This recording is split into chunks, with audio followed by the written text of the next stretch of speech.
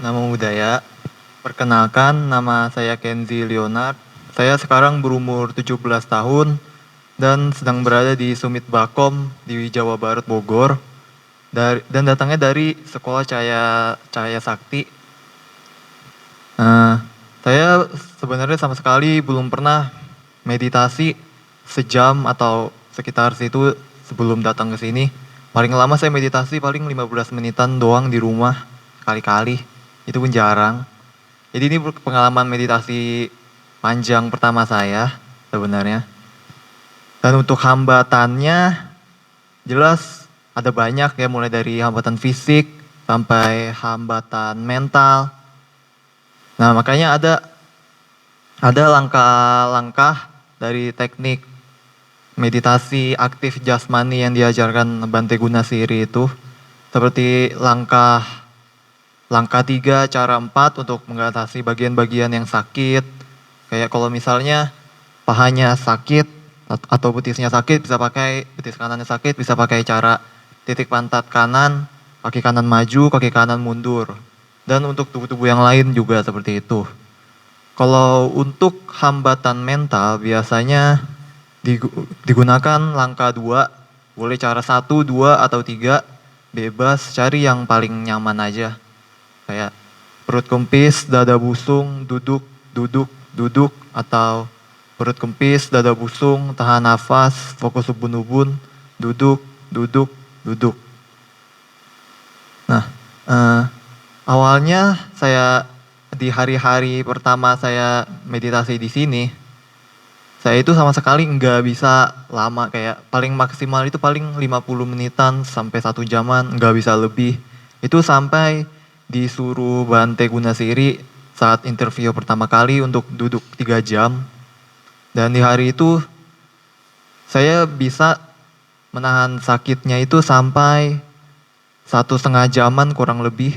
Setelah itu udah mulai kayak sakit banget, nggak tahan, jadinya kayak mulai gelisah, khawatir, jadinya gagal. Nah, tapi pas sudah beberapa hari berikutnya, saya akhirnya bisa ngatasin hambatan-hambatan yang saya nggak bisa sebelumnya. Itu dengan cara-caranya ada banyak, kayak hambatan mental biasanya yang paling banyak, yang paling susah untuk diatasi, kayak gelisah itu paling susah kalau menurut saya, pengalaman saya. Jadi saya pakai cara yang langkah 2, cara 1, 2, dan 3 untuk mengatasi hambatan mental itu.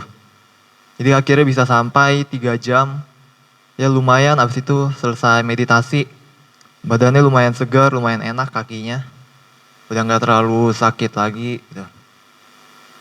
Terus meditasi ini juga manfaat meditasi yang paling saya rasakan saat ini tuh adalah dari meditasi ini tuh, dari latihan meditasi ini membenarkan postur tubuh saya. Biasanya saya kalau duduk itu selalu bungkuk kayak begini. Kalau ditegakin, dipaksa tegakin, biasanya nggak enak, sakit. Tapi sekarang udah bisa, udah enak buat posisi duduk tegak yang lama, bisa.